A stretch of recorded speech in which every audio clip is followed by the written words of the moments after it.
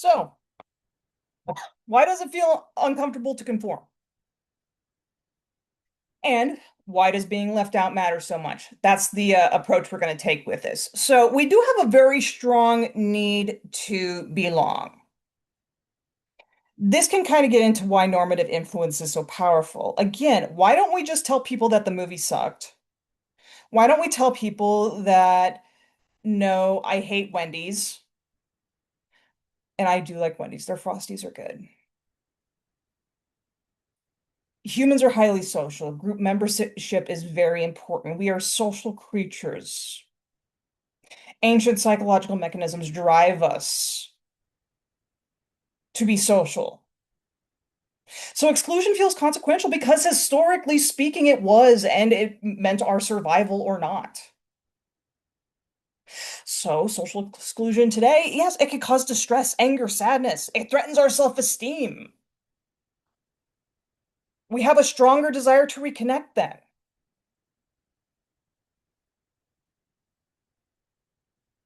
Again, it doesn't necessarily take a lot of social exclusion to kind of feel like crap. Just not getting invited to something. It doesn't matter if you're going to go or not, just being invited to something. If your group chat gets ignored, everybody else is being responded to, and then you send a great TikTok and nobody responds, you're left out of a conversation.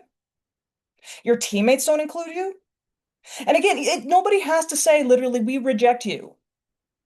Subtle exclusions are noticeable. So this is where a study, and Williams and Eisenberger both did this, so forgive all of the authors' names on this. They go back and forth. But Williams did the one we're going to talk about here. It's called Cyberball. Yes, it was done in 2003. This is literally a game that was created on a computer. Yes, it looks different than 2026. It's a simple computerized ball toss game. Now, the participant in the game, this is you down here at the bottom. I don't know if you can see my mouse now. You're at the center bottom. That is like your hand. The other two people, little cyberball people, are the people you're playing with. Okay, so what's happening here is you think you're playing with others. And again, initially the ball gets tossed to you, but eventually what happens in this game is that others stop throwing the ball to you and they just start throwing it back and forth to themselves. And again, it's just a computer ball toss game. Why should anybody care? Here's the thing though. They did this research and participants reported that they did experience exclusion and distress from the ball not getting thrown to them in this computer game. So researchers asked kind of an interesting follow-up question. So after you've been excluded, are you more willing to go along with a new group? So we have been excluded, we feel rejected. So now, are we more likely to conform than otherwise?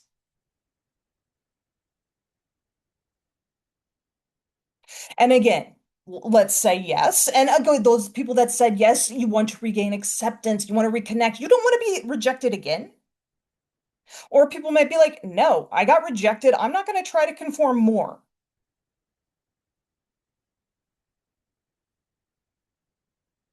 So, okay, the result that we're getting to, yeah, tells us something very important about normative influence and why it can be so powerful here because Williams did find that, apologies, 2000, not 2003, my goodness, that the excluded participants actually were more likely or were more significantly likely to conform than others.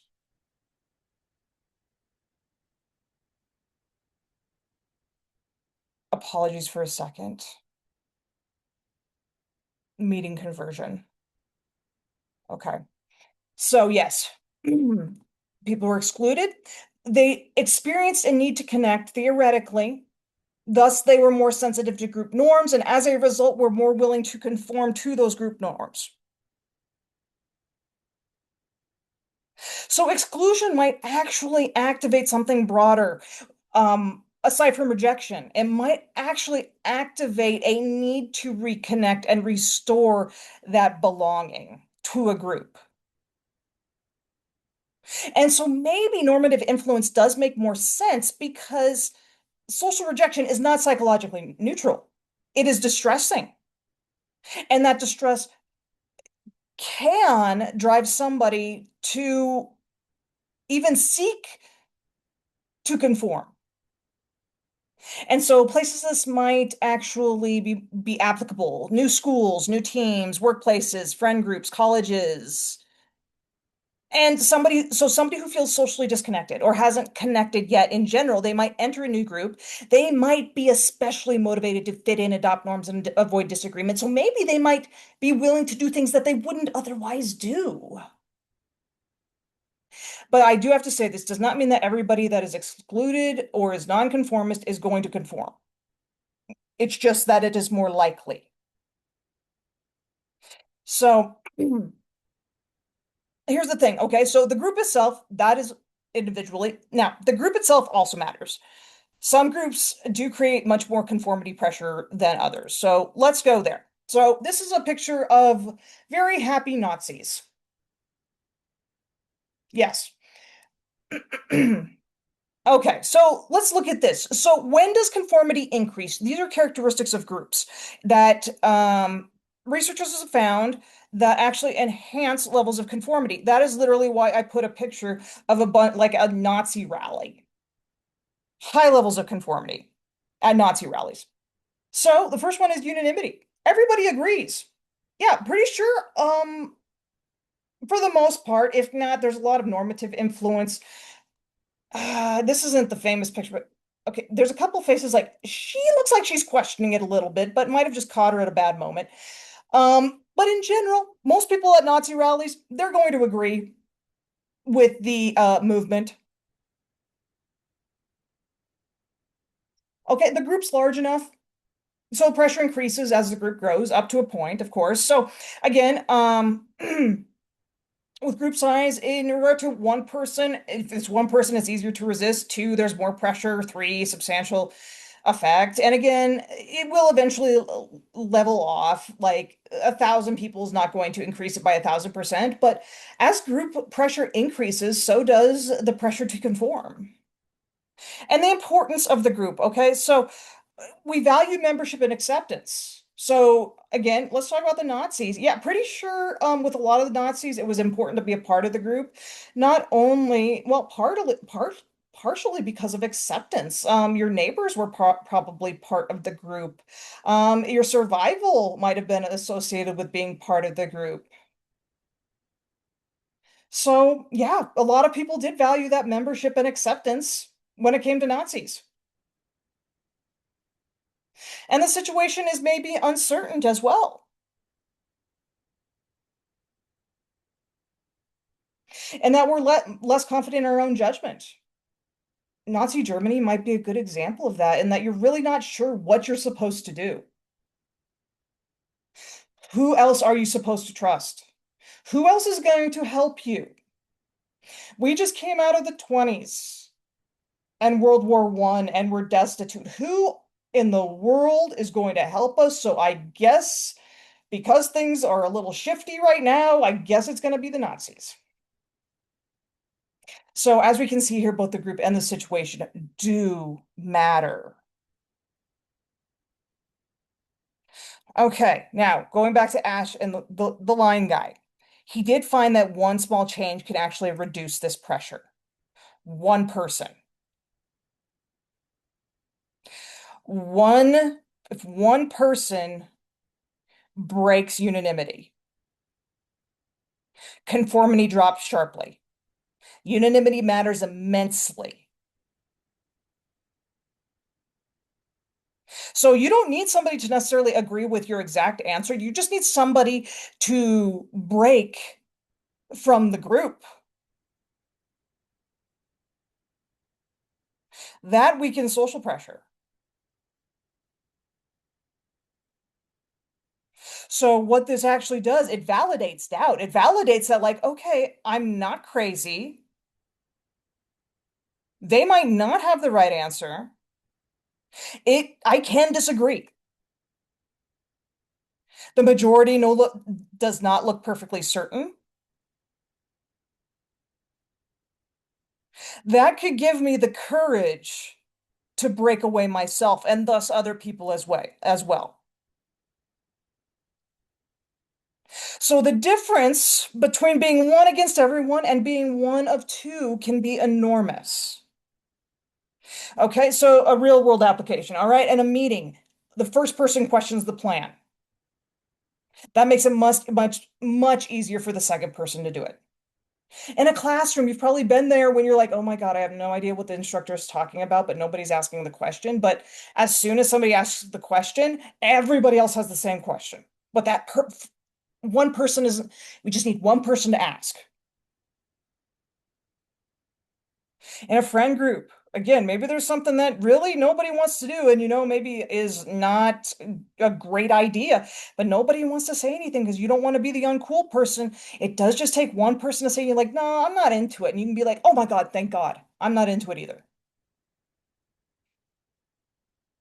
And maybe you are that person that steps up and you are the first person. I've been that second person a lot that's willing to say something after somebody else says it first. And this dissent, it can have influence even if it doesn't change the majority, but it can make resistance easier for others. So if groups do exert this much pressure, what actually helps somebody become the first person to speak up? So this gets into resisting conformity.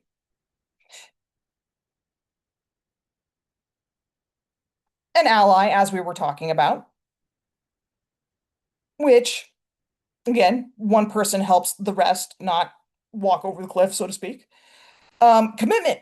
Taking a position before hearing the group can make it easier to stick with it. So if in Ash's study, if you were the one that, okay, you gave the answer first, or you already decided before all the answers were given that no, I am going to give my answer. Maybe like during a jury vote or during a meeting, I am going to ask this question no matter what. Or this is going to be my verdict no matter what. Confidence. The greater confidence in our knowledge reduces reliance on others. You don't need to rely on the group as much. But again, confidence doesn't mean you're correct either. And then awareness. So am I changing because they have good information, or am I changing because I don't want to stand out? Now, here's the thing, like, is resisting conformity always the right thing? And the answer is no. Conformity is important, and it's obviously there for an evolutionary reason to keep us alive in our tribes. It's just that it's used for bad reasons now, sometimes. And in some cases, the group might actually know more. And norms do coordinate behavior, so we're efficient and effective. And again, because you reject the group does not mean you're an independent thinker. You just might be stubborn as well.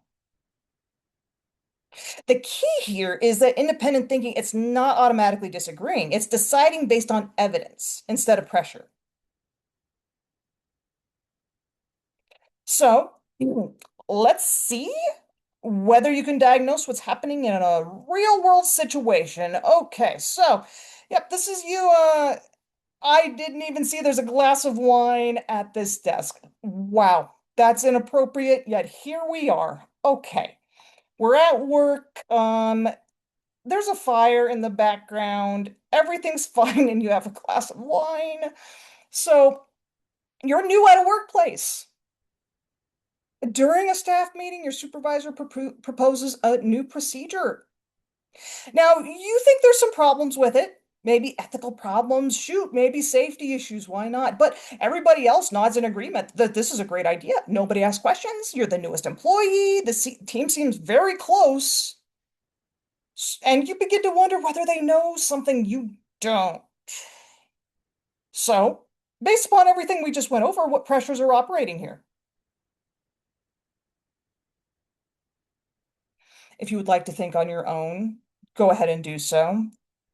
I'll just start talking. Maybe informational influence?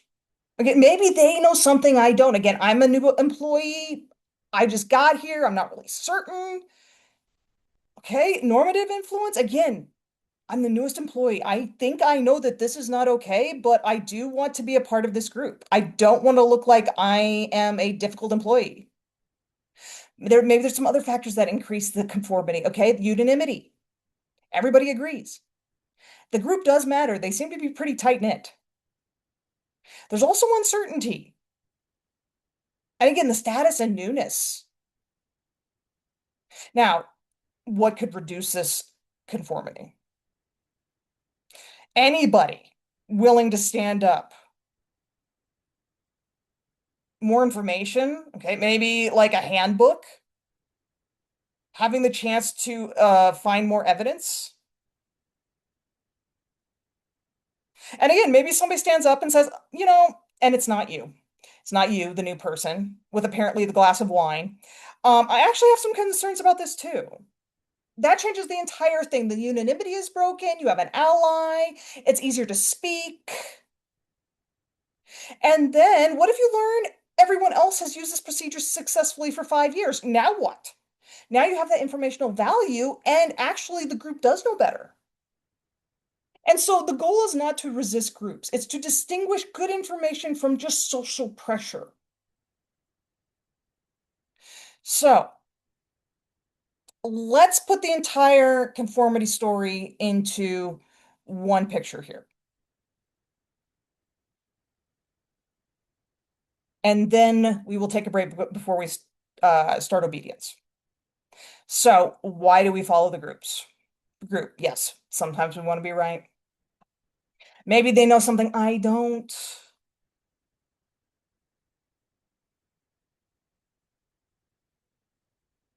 Maybe I don't want to stand out. Maybe I do want to be accepted. We don't want to be excluded.